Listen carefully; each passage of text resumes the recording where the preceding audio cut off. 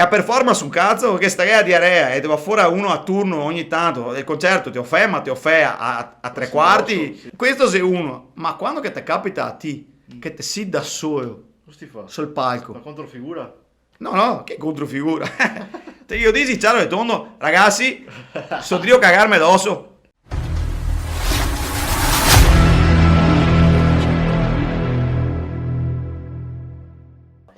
Incredibile. Parliamo direttamente in dialetto perché qua, cioè, come ti fa? Io femo così, senza, Vai dopo. senza italiano. Beh, per forza. Facciamo un mezzo in inglese. Volevo chiederti a tua storia, ti sei nato nel 72. Te magari spancuia così subito che No, so in realtà vecchio. sì, no, sì, perché è una cultura potentissima. E volevo chiederti velocemente, in che contesto sei che te nasci, come ti passa la tua infanzia, che puttana sei che te sei nato? Ora, in che contesto? Naso al doio, in ospedale come tutti quanti, quelli della mia generazione, perché però qualcuno nasceva ancora a casa che all'epoca. E però sono cresciuto a Camponogara, un paese di campagna, a fine Camponogara è un paesetto piccolo che si sviluppa bene adesso, però era un paesetto ai confini con Campoverardo, quindi fra i campi, fra Camponogara e Campoverardo. E tranquillo, un puteo come tutti gli altri, curioso, un paccioion, e sono restato tale, uguale. Mi ho sempre detto anche a mia maestra Anna Maria Cosmi che ero un curioso e quindi a me caratteristica mi avevo tenuto fin adesso. Lo capivo. E dopo quando sei che ti hai avuto la prima conoscenza con la musica, quando sei che hai avuto a che fare, che ti hai scoperto l'hip hop, questa roba qua? Allora, amica, avevo un vicino di casa che si chiamava Luca, Eh. Luca Tolin, che credo che abita in Trentino adesso, che un giorno, mi ricordo, era i primi anni 80, se non mi ricordo mai, era 83, 84, gatti, Sì. e te che gatto a casa. Esatto. E si è guardare una sera un film su uno dei canali privati dei primi anni 80 a breakdance. E si arriva il giorno dopo che vuoi a fare breakdance, si è buttato per terra sull'asfalto e ha cominciato a fare il verme, girare, fare finta di girare sulla schiena, eccetera. Si è scarnificato ovviamente. Ma che ho visto sta roba in televisione, si chiama breakdance, ed è bellissimo. E là mi si restava un attimo sta roba, però dopo, quando avevo cominciato ai superiori, è stato l'86 praticamente, ho scoperto che esisteva agli Stati Uniti e a breakdance veniva da là, e insieme con tutta una serie di musichette eccetera, perché ho cominciato a frequentare un po' Padova e ho cominciato a comprarmi qualche disco eccetera. Il primo disco che mi avevo comprato era nell'85 con vinile e non avevo neanche il lettore per ascoltare i vinili a casa, il giradischi, e mi ho fatto registrare da un amico. E ho scoperto il rap e sono restato su che roba è. Ieri gli anni di Madonna, i Duran Duran, i Aha, chi era, i Spandau Ballet, tutte che ha musica insomma da anni 80, più a roba italiana, di Righeira e compagnia cantante, e mi ascoltavo rap, io ero gli emarginati che ascoltava il rap. Infatti a quei tempi là che ascoltava, te già eri, cioè te facevi i cassi tui oppure te già eri visto un fia, non so, te sentivi un fia particolare? Sì, diciamo che farsi i casi tuoi era obbligatorio perché non te capiva nessuno, cioè era una musica molto diversa. Mi ricordo che ho conosciuto all'epoca Andrea Callegaro, detto Calle, che dopo si è diventato anche il cantante di un gruppo che si chiamava Calle No Dead, che faceva punk, però prima le passava attraverso il rap, e il Calle mi ha ceduto dei dischi che dopo voleva disfarsene, dei vinili, che anche io aveva cominciato ad ascoltare rap. Era una novità a fine in Italia a metà anni 80, però nelle città grosse tipo Roma, Bologna, Milano gli era già arrivato, e gli era già qualche crew che aveva cominciato a formarsi. Americana o comunque italiana? Musica rap americana. Tipo Run DMC, cos'è, i Public Enemy? Allora, i Public Enemy arrivavano nell'87. Prima che mi ricordo mica c'era quello che era il classico dopo, che sentava il classico, era Curtis Blow, che andava subito, e tutta la musica dei fine anni 70, primi anni 80, legata a breakdance e molto più a disco, che poteva, era roba baiabi e che aveva i tocchetti del rap dentro. E dopo tutte le musiche dei film tipo Beat Street, Crash Groove, Wild Style, che negli anni 80, ai primi anni 80, che aveva fatto già diciamo, un gran pubblico negli Stati Uniti, ma in Italia gli era arrivata come roba marginale, non era una roba che aveva ciappato molto piede.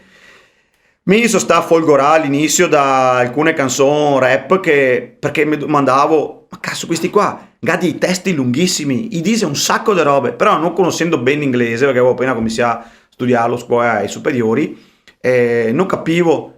Si arriva con fianco col tempo dopo a comprensione, però mi aveva acciappata sta roba del testo subito. E il mio primo disco sta l'L Cool J, se non mi sbaglio, era Radio dell'L Cool J, che quindi parliamo dell'85. Però dopo subito a ruota si arriva a tanti altri dischi subito. E a folgorazione quella proprio vera, e il cambiamento sta nell'88/89, quando che segno fuori i Run DMC con Tougher Than Leather, più duro del cuoio praticamente, che è il primo disco con la copertina di tre, con i giubbotti de pe e copertina col sfondo blu, iconica, bellissima, col logo Run DMC sotto, dove era canzoni tipo Mary, Mary, che canzone là, che ha fatto anche un certo successo, insomma, in giro per il mondo, e Public Enemy, l'anno successivo, nell'88/89, chi anni ha? Perché Public Enemy? Perché è stato uno dei primi dischi vinili che aveva dentro, non si parla del CD all'epoca, si parla solo di vinili, dentro che aveva i testi, quindi se leseva i testi e se riusciva finalmente, a darmi una comprensione di quello che diceva, essendo un rap molto diciamo d'avanguardia, politicizzato, che aveva dei concetti abbastanza l'afrocentrismo, politica insomma americana come topic, mi sono cresciuto con un certo tipo di cultura iniziale di quel genere là. Dopo si è sviluppato un altro tipo di rap qua in Italia, ma si resta all'inizio molto legato ai centri sociali, non che sia sbagliato, anzi già sta fondamentale un passaggio, tutto il passaggio dei posse, insomma, che conosciamo già.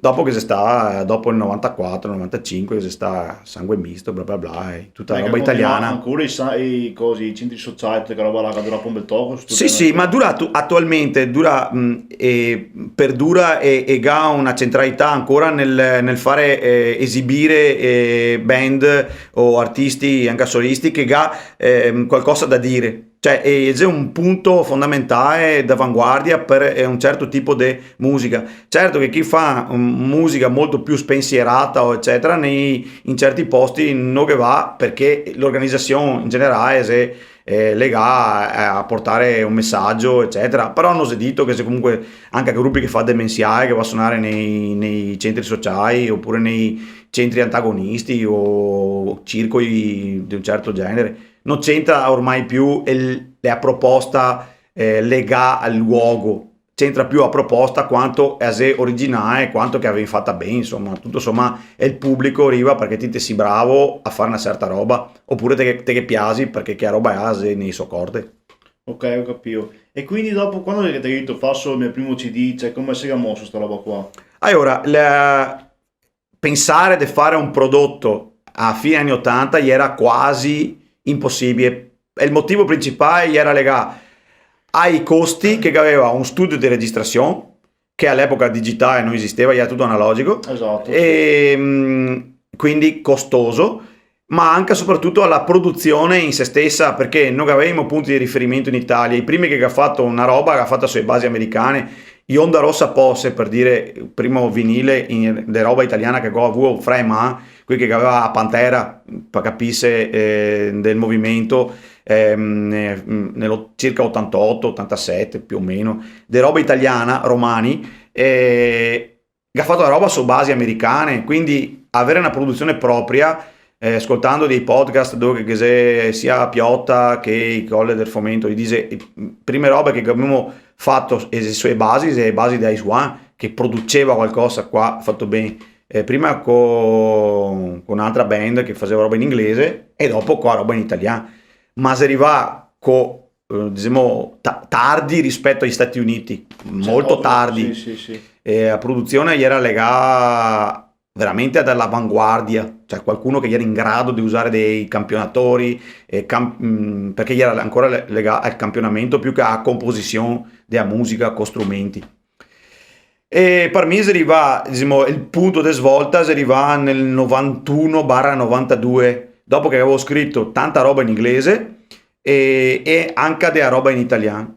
Dopo so switchare direttamente sull'italiano. Però mi ho tenuto da parte della roba in quindi inglese. ha fatto anche la canzone in inglese, quindi. Prima sì, e che aveva un altro nome che adesso non dirò, magari dopo, perché se è una parte di me, non so che ho rimossa, ma è una parte diciamo che iniziale che... Apro una parentesi, c'è sta qua qualche giorno fa Danilo Slog Slog, sì, e mi sì. raccontava che te cantavi anche in inglese. Sì, è Però vero. mi ho detto, boh, ho proprio perso questo tassello qua. Sì, ho cantato anche per un poco di tempo, parlo di qualche anno, ho scritto le mie canzoni in inglese e se sentivimo via lettera, roba che non si fa neanche più lontanamente, via epistolare proprio, con un gruppo che dopo in Sardegna che ha avuto anche una storia, che i ragazzi, adesso non mi vorrei sbagliare, qui della la Fossa, tanto per dire.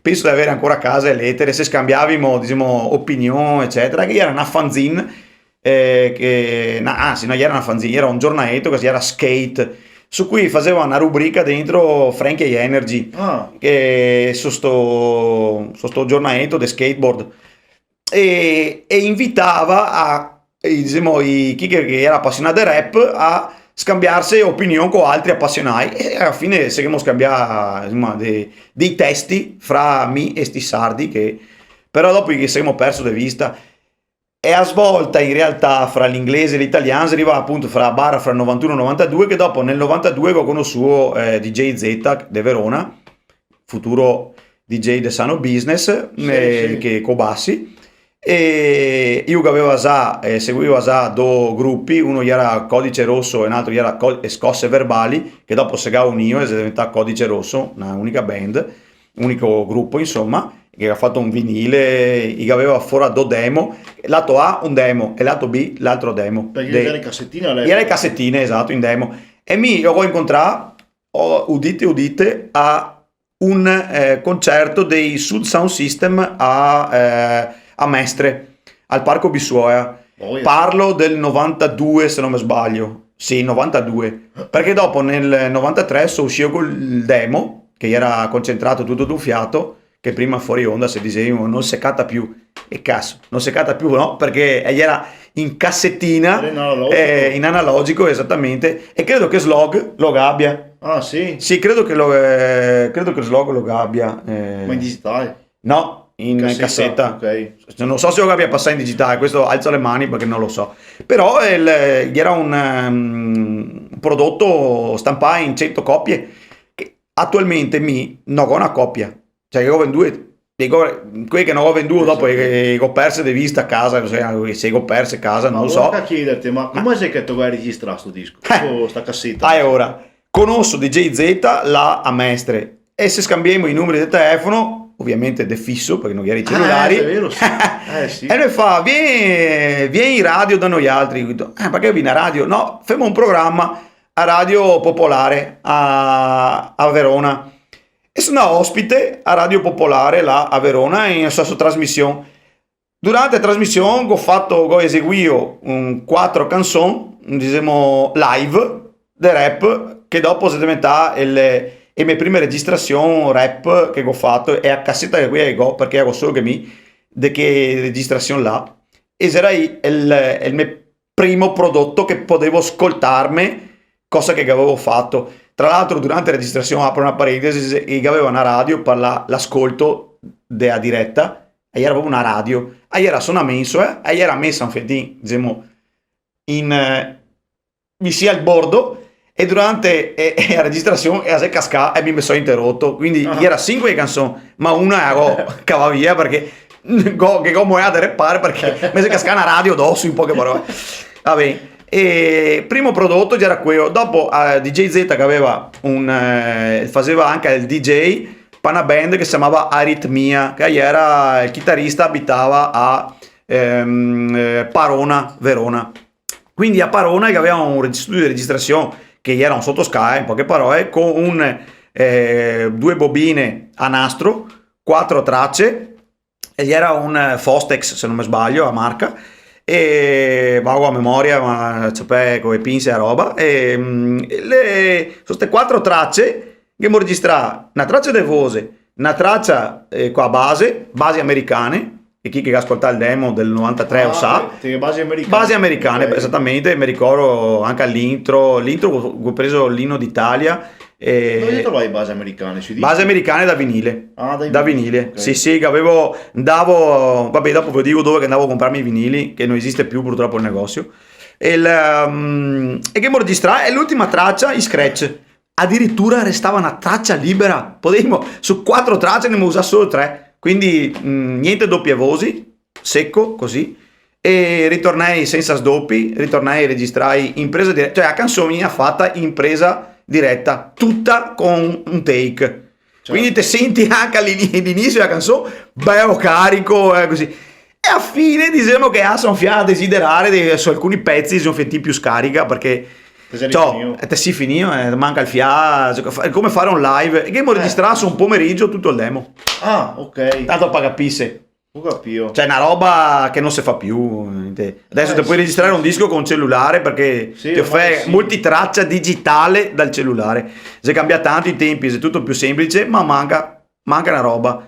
Manca voglia di mettersi a fare gli esperimenti con gli altri soggetti mai demente come noi altri che piace ancora le macchinette, le robe analogiche. Che dai importanza anche una volta. Sì, te che davi importanza al rito di mettertela a cercare di settare, trovare il giusto equilibrio fra una roba che altra, fare delle prove. Adesso è tutto facile, te che è roba, te tacchi il microfonetto, te registri.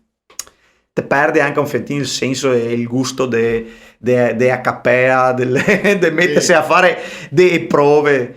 Comunque i vinili si comprava in 2 posti all'epoca e ora tutto diciamo costosissimo perché costava effettivamente. Mi ricordo che mia mamma mi dava Escape l'abbonamento della CTV andare a scuola al Doio e invece di comprarmi l'abbonamento della CTV domando scusa alla CTV ma mio abbonamento non ho mai fatto. Era, se non mi sbaglio, tipo 25-30 carte da mie per andare al Doio. Ma mi compravo 2 vinili al mese con chi scala e andavo a Padova al Settima Via che già era in via San Francesco il Settima Via e lo teneva il negozio che era gestito da una ragazza che si chiamava Roberta che non so dopo ha chiuso e ho perso di vista, mi dispiace perché oltre che simpatica era utilissimo avere un negozio che vendeva i vinili e a Padova che era anche al 23 che è un negozio storico che ha chiuso i battenti, si andava a comprare i vinili quei bucati, forati o tagliai, che era quei diciamo d'occasione, quindi i stock. Tagliare a metà? Esatto, posso prendere la tua cartetta? Vai, Era a cartetta, fasi conto che questo caso è un vinile, no?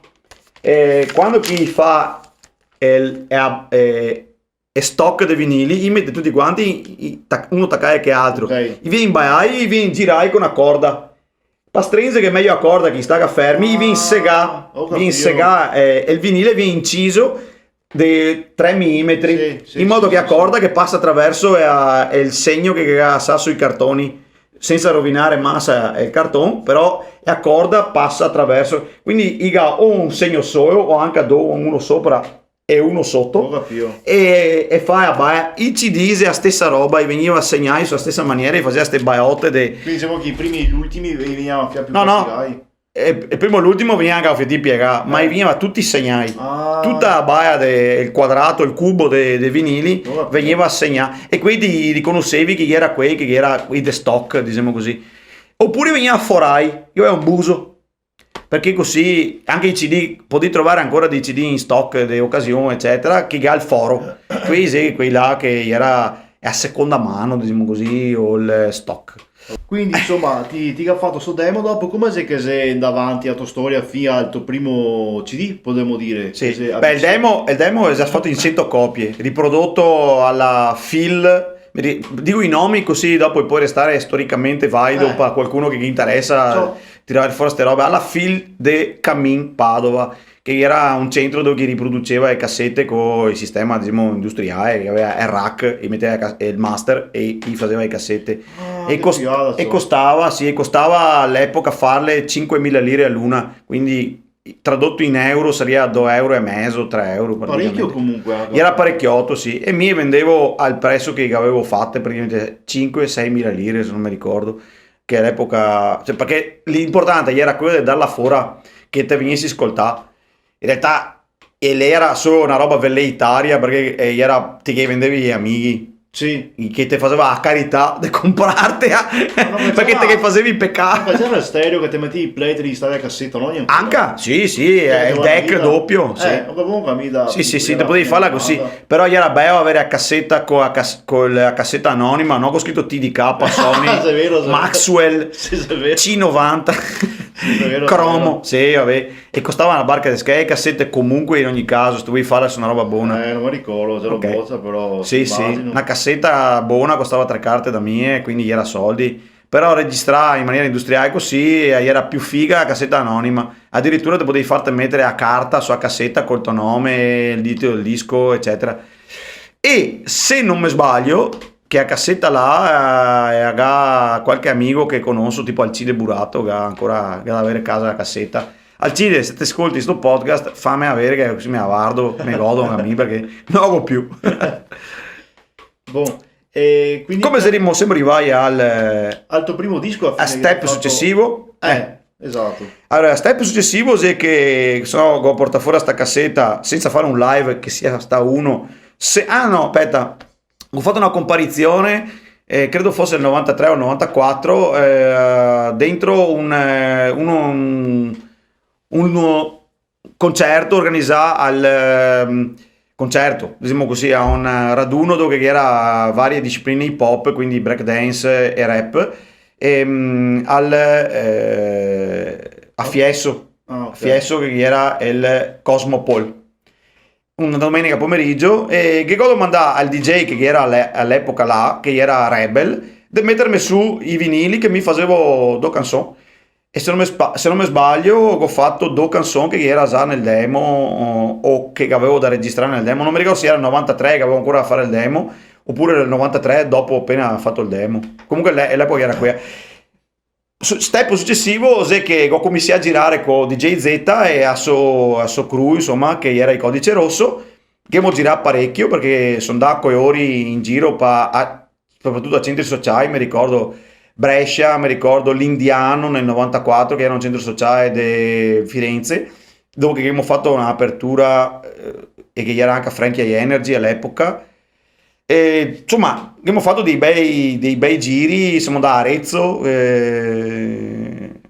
fa da roba così, insomma, tutta molto underground, che era dopo nel 94 si è venuto fuori Sangue Misto, e là che sta diciamo, la svolta partanti che faceva rap, diciamo, in maniera casalinga, underground, molto underground, solo per gli amici, eccetera.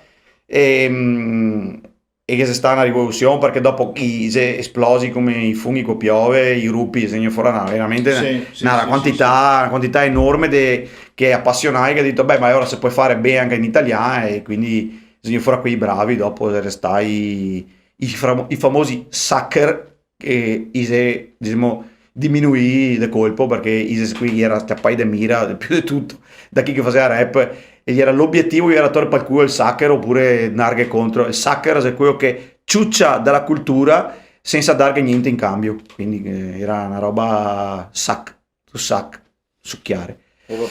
Go come sia a girare parecchio appunto con Codice Rosso e DJ Z.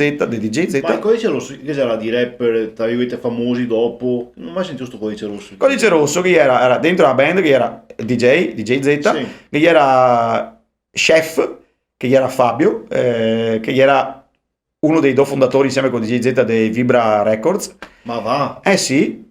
Fabio deve cercare il disco, si chiama Il numero della bestia, se vuoi, forse su YouTube, che se non so, se no amico il vinile a casa che ne ho un paio ancora dei vinili, come si chiama? O se no adesso Discogs Supa se no è di CDB Crica dei Balordi. Supa se fa parte dei Corrido in sì, Corrido, esatto, se zona Verbano Cusio Ossola VCO, quindi un'altra zona della Lombardia. Si arriva dopo, tanto dopo, addirittura dopo qui che si entra in Sano Business, dopo che sta fondando Sano Business, se non vado errato, però puoi sempre nei commenti insultarmi perché ho sbagliato. che è la roba più bella di YouTube, insultare conduttore, mi raccomando, insultare Sì. prima il conduttore e dopo me, Soprattutto, sì. esatto.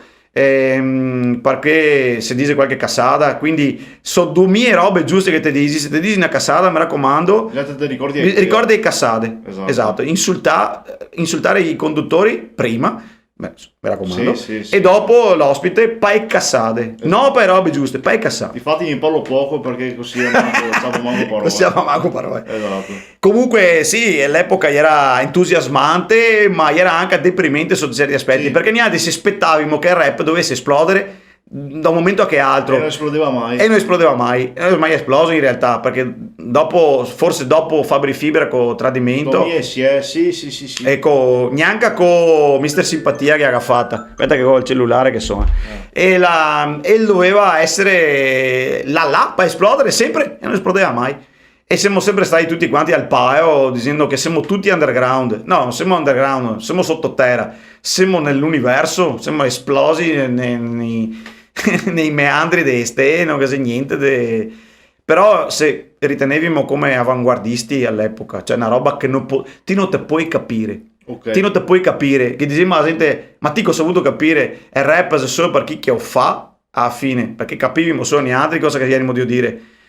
Era poco per farlo fruire al pubblico. È vero, il La pubblico gente non lo capiva, è vero, uno che non ascoltava, non lo capiva. no, non capiva. Perché era tanto pieno di riferimenti a una cultura che non è italiana, non ha niente a che fare con molto spesso. E quando che aveva qualche riferimento a roba italiana, era molto poetico oppure molto radicale come pensiero. E quindi o te si da che parte A o te si contro o comunque distante da che parte là. E te facevi fatica a darti un'identità diversa, perché se non te capivi che identità là non te eri dentro all'hip hop o al rap, quello accettare. Era difficile. Mi ricordo che quando ho conosciuto invece e l'Ase sta un'altra svolta della mia vita, ho fatto tante svolte nella mia vita che ho fatto il cerchio e alla fine sono tornato in Rio.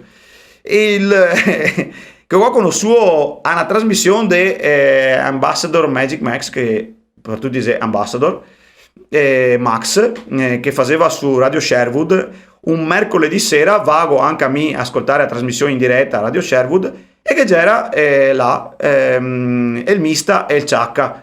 Il Mista e il Ciacca de Scorzè, quindi ho detto, cazzo, si attacca a casa mia questi qua. Scorsese è un tiro del scioppo da Camponogara. Ma era a Treviso, no? Ise zona Treviso, perché Scorsese è più nell'orbita, diciamo, Sì, del trevigiano, insomma, Ise ha un passo, diciamo, da provincia di Treviso, e gli frequentava più e quindi il suo DJ, che era Sciocca, che all'epoca, se non mi sbaglio, era 14enne, non era in trasmissione, e che però telefonava da casa. Se voleva avere tanto che a cassetta di che era trasmissione, però non ero a casa per registrarla, io ero là, perché mi registravo in trasmissione. Io ero uno di chi nerd che metteva su la cassetta da 90 e dopo aggirava a 45 aggirava e si registrava tutte le trasmissioni che ho ancora qualcuna.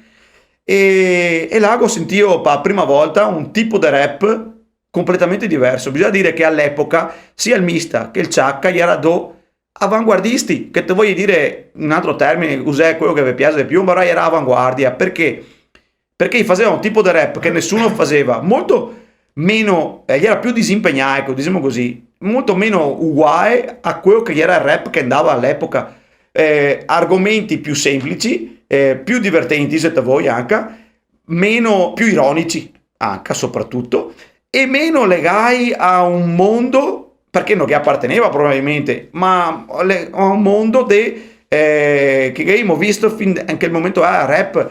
Dopo io ho registrato la prima compilation su cui sono apparso anche a me ufficialmente, che già era su Z, che aveva registrato Z, DJ Z, e su vinile io ho messo sul CD, e là dopo che abbiamo cominciato a frequentarsi è nato insieme con Sciocca il mio primo CD, insomma, che è venuto fuori fra il 94 e il 95. Ora non ricordo il mese se è 94 o 95, ma con Sciocca 14enne? No, all'epoca aveva già 16 o 17 anni, se non mi sbaglio, 16 credo.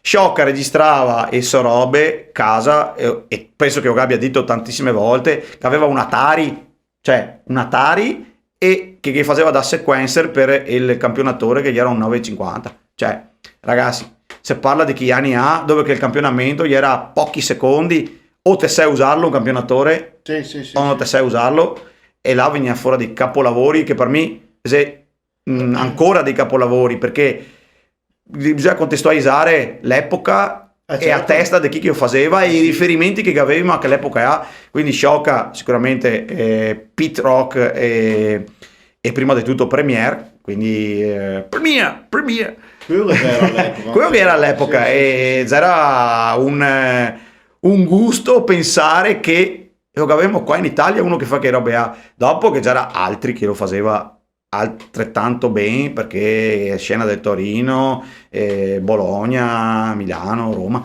altra gente che campionava e faceva bene, però il gusto di campionare certe robe, quello che aveva Sciocca che all'epoca era imbattibile e resta tuttora una pietra miliare nella produzione di quell'epoca, scusami, Certo, ho toccato non so ora. niente.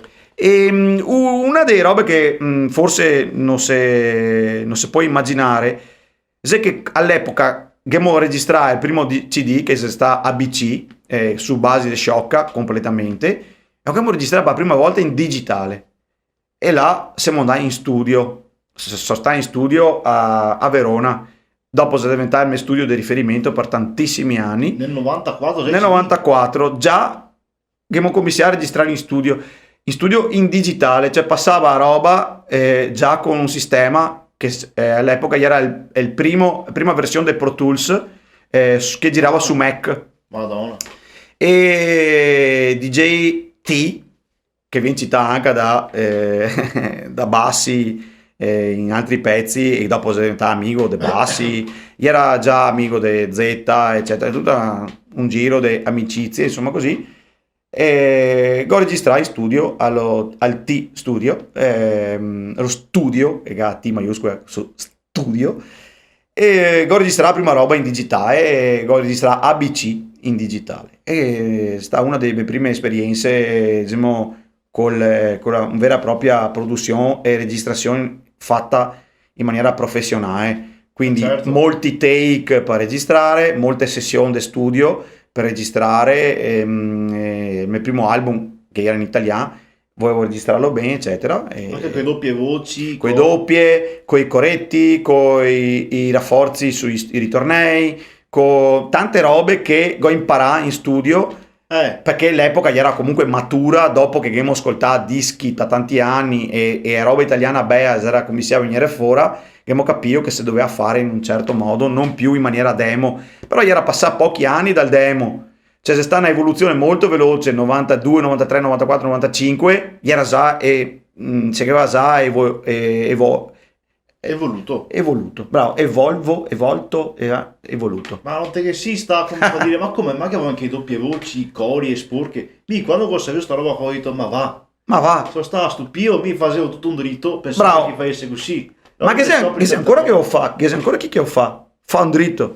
Ma te vuoi una fate doppia qualcosa per rinforzare? Te vuoi se ti piace che stile là? Che sei di artisti che fa single take di voce e tiene una voce sua e magari pochi effetti anche. Sei bravo però bisogna essere, esatto, bisogna avere le palle di avere lo stile per dire la roba che fa è importante, con una voce anche importante, con un tono eccetera di voce, una modalità modo di modulare la voce che è interessante. Sì. Se ti hai una voce da trapper del cazzo, scusami i trapper, ma te puoi effettarla quanto che te vuoi, te puoi dare, però stai una voce del cazzo, qui se la voce bisogna te metti a posto, bisogna che fassi tante rifiniture, tante robe, che ha voci importanti, alcuni riesce a fare dei bei discorsi anche a senso a tanti effetti, insomma.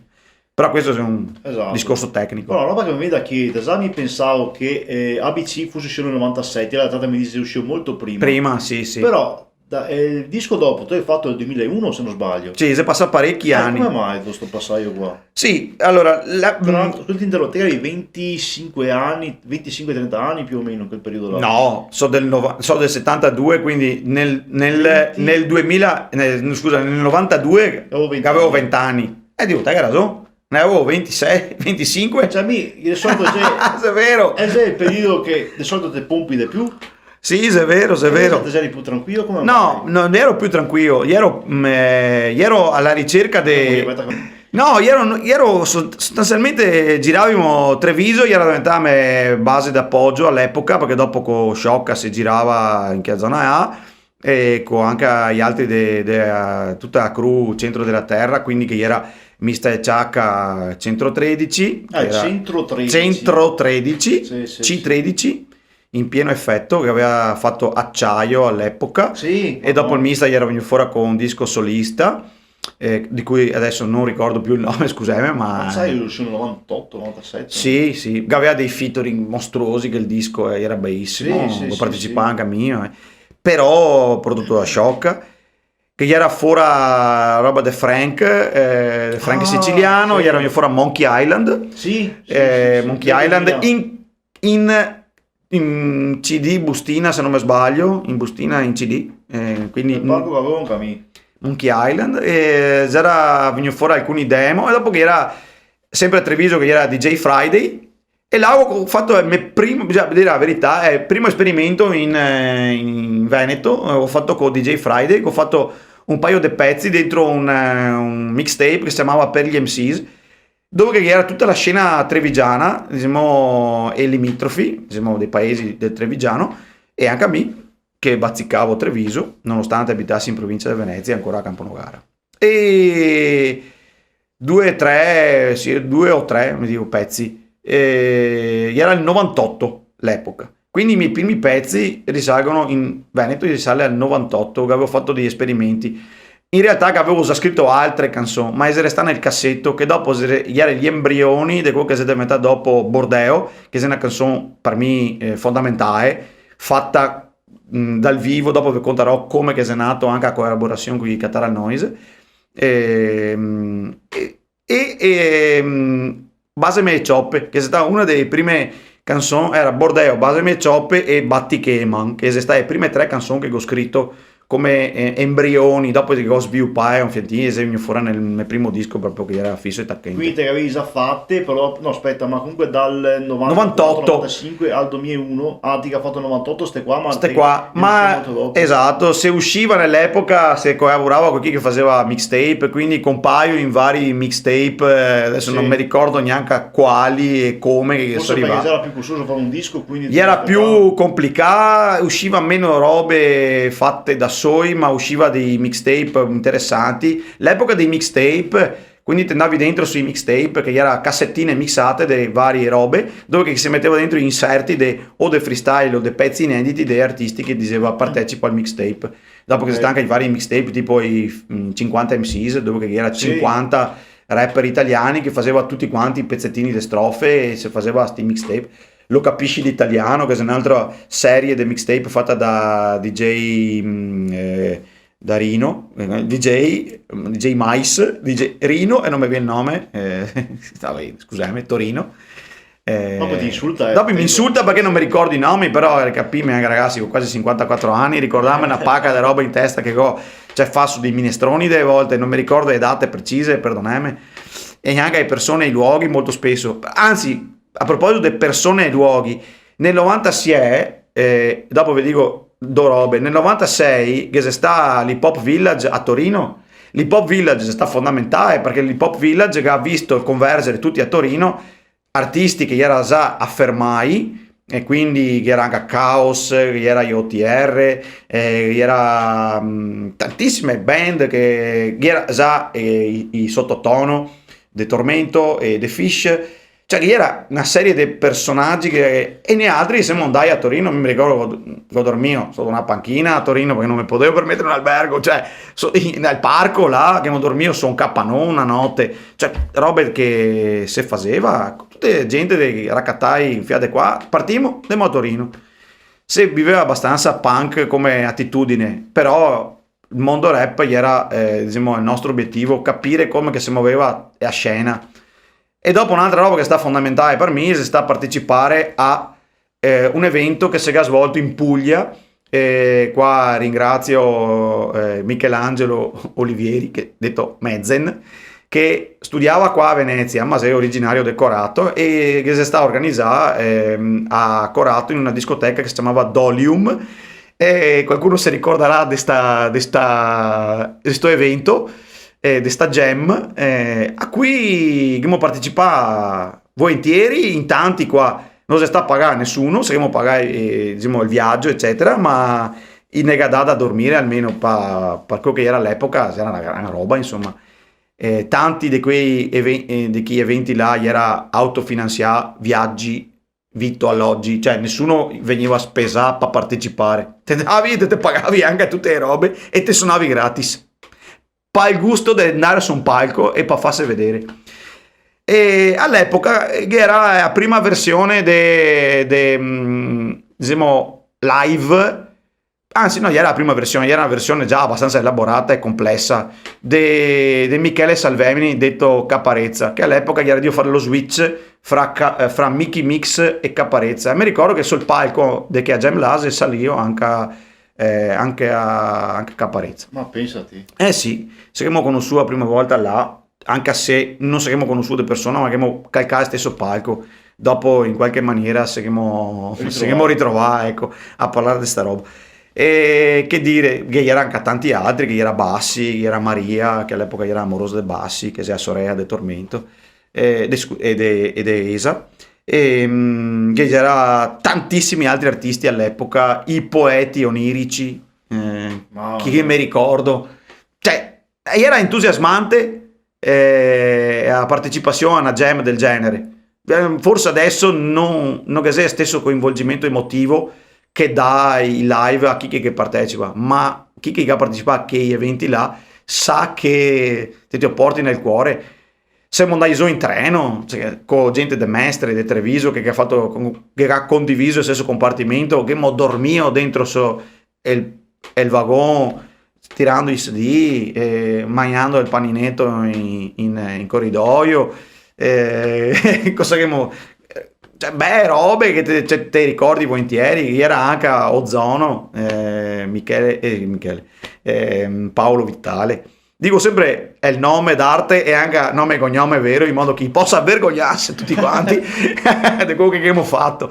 No, scusami, perché è bello, perché mi ricordo e vorrei che queste robe restasse davvero in qualche maniera. Quindi onore al botte che fa ste robe, che tira fuori da memoria dei vecchi come me, ste robe. Sì, non sta come morte adesso, però. No, fa solo a gremetta, sì. Così. Perché c'era una scena totalmente diversa, strada nicchia una volta. In pochi che faceva, in cura Marco che io ascoltava. Sicuramente c'era insieme voi altri che vi ascoltavate le canzoni. Bravo, te hai ragione. E quindi... Se ascoltaimo fra degli altri e basta, alla fine il pubblico gli era veramente risica a quei che te rompevi e vai per chi venisse a vederti, dai vieni, facciamo un concerto, dai. Dopo il concerto si riduceva a poche canzoni, tra l'altro non era concerti da un'ora e mezza, sì. Anche perché sostenere un'ora e mezza del concerto a quell'epoca, quello che dicevimo, era veramente impossibile, cioè nessun pubblico sarebbe rimasto a ascoltarti per un'ora e mezza. Via, scappa.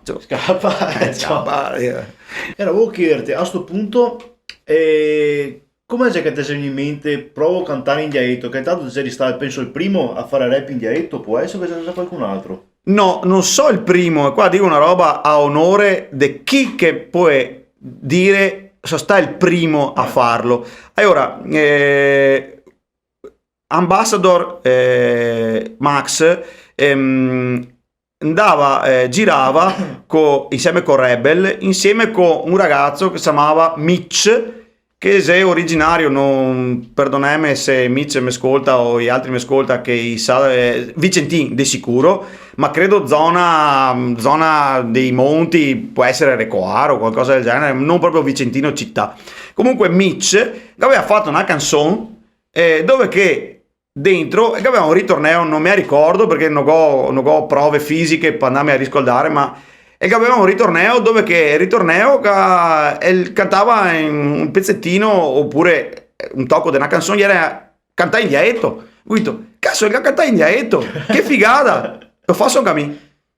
E già era l'epoca, non vorrei sbagliarmi, fra il 96, 97 e 98, perdonami ma non mi ricordo l'epoca, qualcuno nei commenti potrebbe scrivermi, sì, Mitch che ha fatto che roba là, che e la band si chiamava Namtov, può essere Namtov, una roba del genere, che era la fusione dei due band, Ah, pensavo fosse una... Eh sì, era Nam una roba e Toff che altra, però Nam poteva essere note al margine, però metto in avanti perché note al margine... Non è che Tamaia si commenta. Sì, Tamaia, ise cattivi, ise come e ave, diciamo, e vrespe, diciamo. Sì, Nam Toff, però perdonami, non mi ricordo cosa vuol dire, è l'acronimo. E là ho detto, ho fatto sto tocchettino. Quindi potrebbe essere che sia che roba è, però non... Che ispira magari questo. Sì, ma ho detto, cazzo, che ha fatto sta roba qua e aspetta che provo a farlo anche a me. E ho scritto delle robe che dopo sogno fuori come dentro il primo, sa prima, diciamo, serie di canzoni che ho registrato su sto mixtape di DJ Friday. E dopo ho registrato con Friday un'altra roba, però come Cool Play, perché che cambiato nome da DJ Friday a Cool Play. E che ha fatto un altro tipo sorta di mixtape più ragamuffin, reggae, roots, cioè, vabbè. E ho registrato dei pezzi anche là di piccoli inserti di roba in Veneto. Mi lo dico mai dialetto, dico sempre Veneto perché c'appo dentro diciamo, varie parlate così non è il dialetto mio, perché il dialetto del Veneto è il dialetto padovano, il dialetto trevisano, il dialetto veronese della lingua veneta, diciamo così, ecco. Dopo i puristi può dire che cazzo chi vuoi, però mi va bene così. Quello era un'ispirazione. Dopo ho cominciato a scrivere per i fatti miei, ho tirato fuori a me roba scritta nel mio modo, nel mio stile. Ho partecipato, se non mi ricordo mai, a un po' di concorsi. Era fine anni 90, primi anni del 2001, eccetera, di concorsi. Allora, e Sagre era sempre il concorso rock, fai band emergenti, roba che adesso quasi non esiste più, se esiste è veramente marginale. E mi sono presentato col me lettore CD a sti concorsi rock e ho detto te mi metti su le basi, all'epoca che avevo usato le basi originali, non dischi americani, avevo le basi e facevo queste 2 o 3 canzoni, fra cui appunto Base Me Cioppe, Battiche, Man e che avevo Skei e Bordeo, Skei anche e Bordeo. Facevo queste 3-4 canzoni, insomma, qualcuno ho anche diciamo, vinto, forse immeritatamente perché era un concorso rock e quindi non dovevo partecipare con le basi ma con una band, però a me non avevo una band mi facevo rap e non facevo neanche rock, non cantavo, quindi immeritatamente per quello. Ma siccome che andava ad applausi e la gente si è divertito, che applaudiva e mi ha fatto vincere, e a giuria se stava onesta che ha detto cioè questo qua che avevo più applausi di voi altri, bravo, che ha vinto, basta. E mi ho portato a casa queste piccole targhe, credo di averle ancora a casa da mia mamma da qualche parte. Ma anche all'epoca ti avevi comunque ti dicevi compagnia a Treviso, da Verona, qua torni invece ti sei sempre da solo, non ti altra gente interessata, qualche socio, che ne so. Allora, adesso qua riveliamo un'altra cosa che non ho mai detto nelle interviste.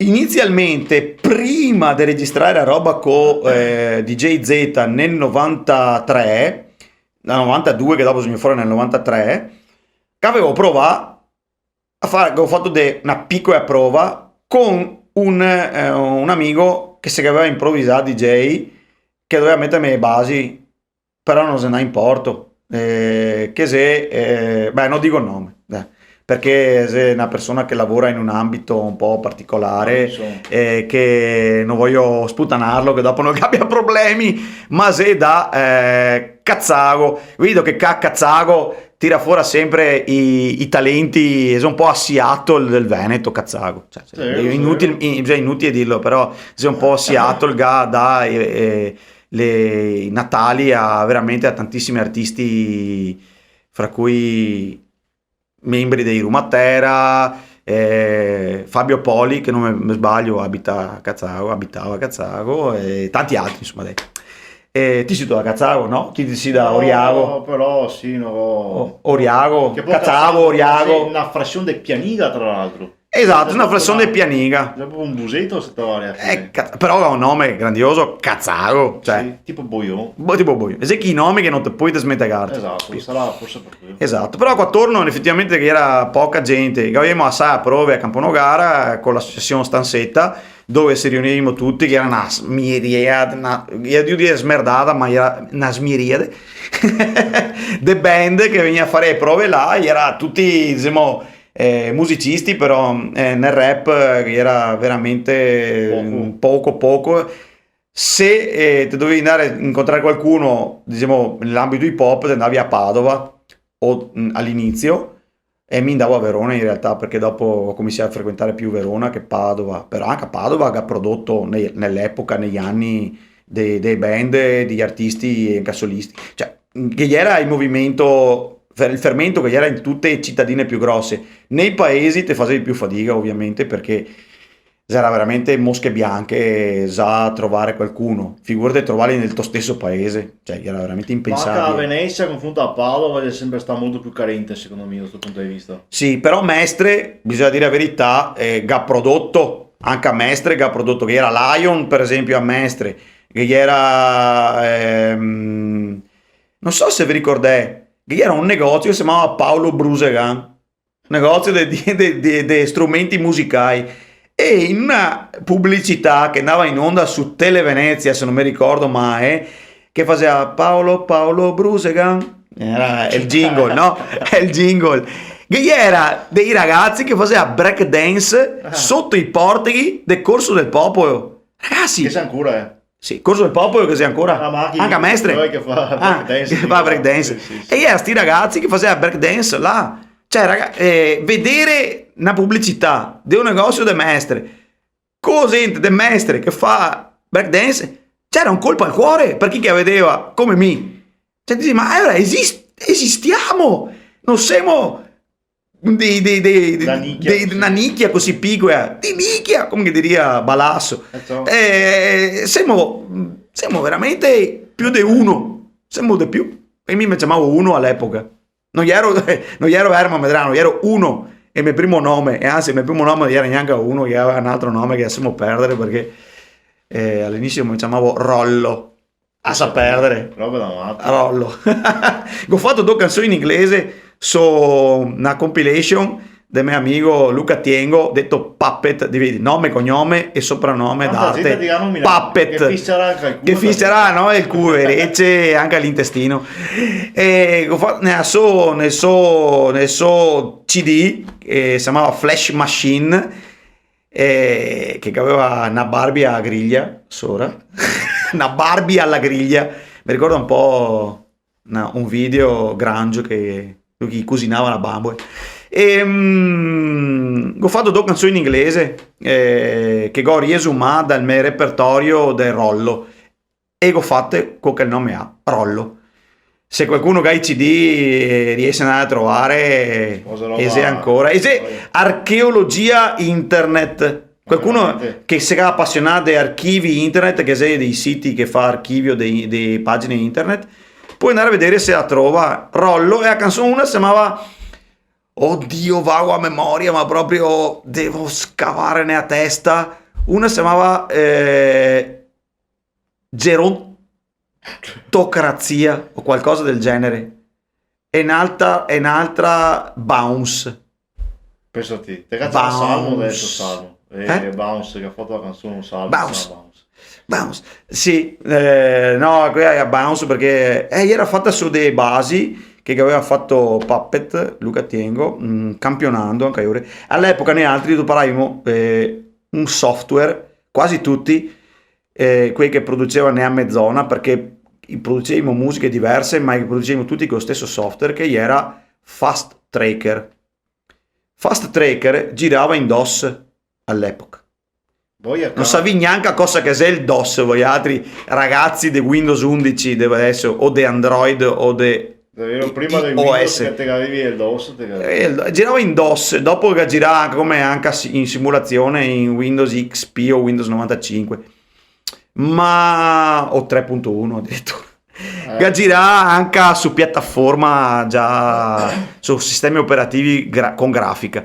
però girava veramente indosso. E gli era un tracker. Cosa sia un tracker? Ti te campionavi dei pezzettini, ti metteva in sequenza e ti riuscivi a fare la musica, quindi rullante, cassa, Charlie, hi-hat, campionamenti di basso, di chitarra, dei campioni di piano, tu te mettevi in sequenza, ma non in orizzontale, in verticale, coi rulli. Quindi scorreva dei rulli, così, tipo Matrix. Scorreva sti rulli dei campioni con il BPM a tempo. Quando arrivava al punto lo suonava, e poi passava avanti, il rullo si ripeteva. Era a rullo praticamente, girava sempre il rullo. Cioè perché c'era i nastri là, non c'era digitale. Cioè, no, gli era digitale. Gli era digitale, sì, ma aveva l'intenzione come fosse dei nastri. Cioè, il concetto era come faccio girare un nastro che gira sempre a rullo, che poi a fine, siccome averla in orizzontale, vabbè, che si tutte robe tecniche. E all'epoca avevo sti da amici che produceva col Fast Tracker, come amici producevo basi col Fast Tracker.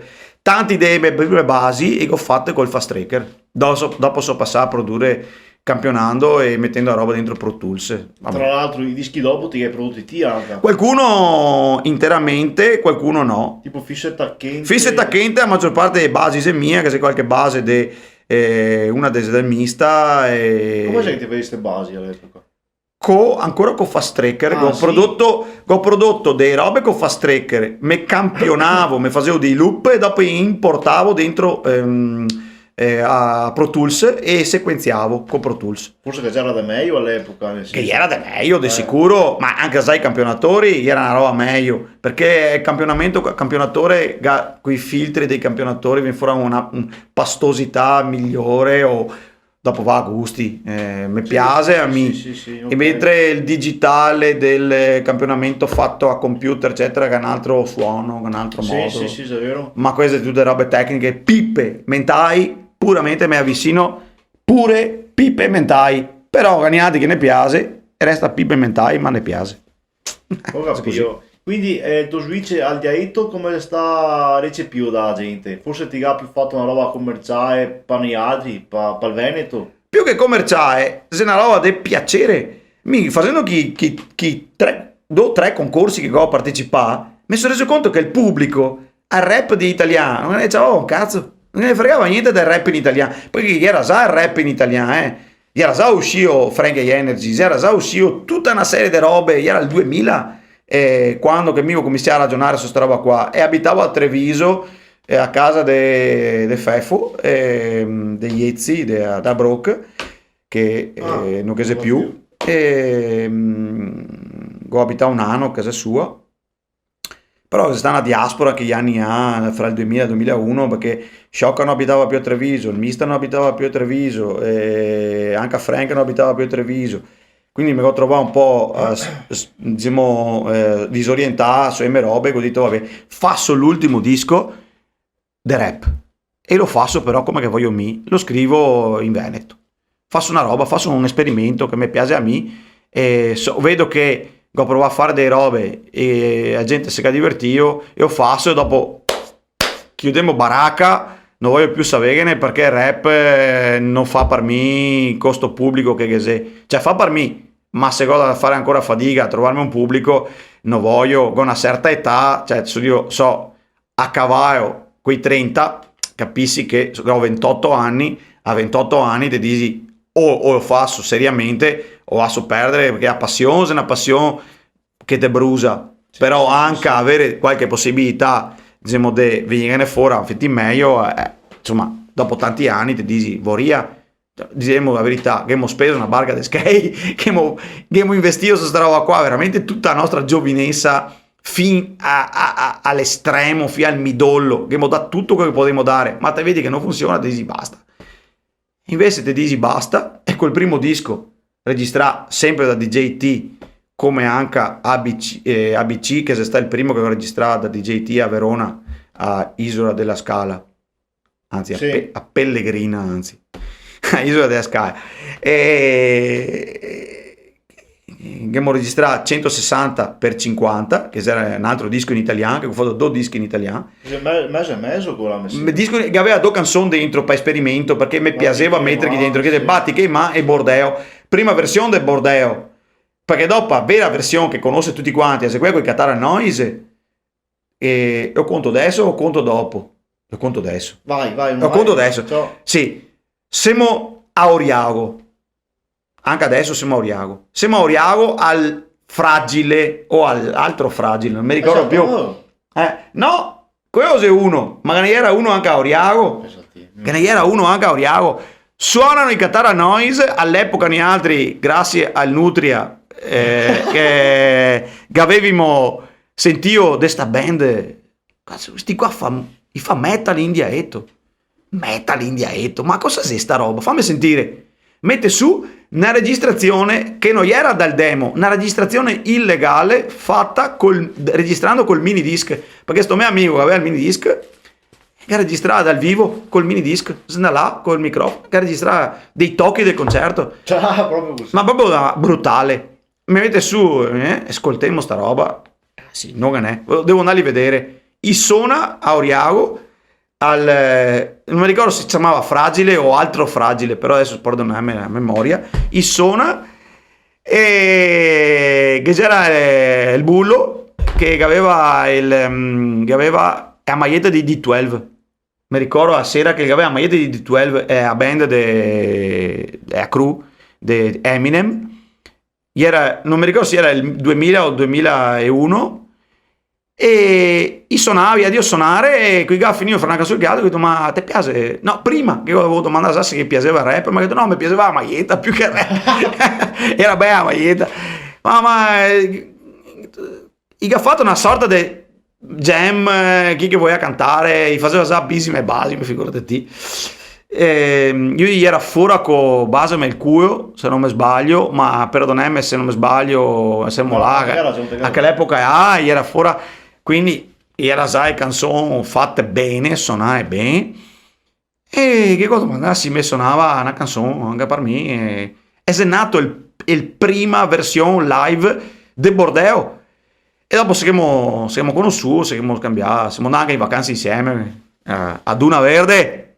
Maledetti. A Duna Verde vabbè, non conto cosa che è successo a Duna Verde perché mica avevo fuori il disco che l'estate là e mega massacrava ogni roba che dicevo, il bullo e compagnia tu hai pal culo, citava un tocco delle mie canzoni, mi ha cavato l'ossigeno, Dio caro. Vabbè dai, beh comunque ho tanti bei ricordi legati a frequentazione e che devo molto anche tra l'altro.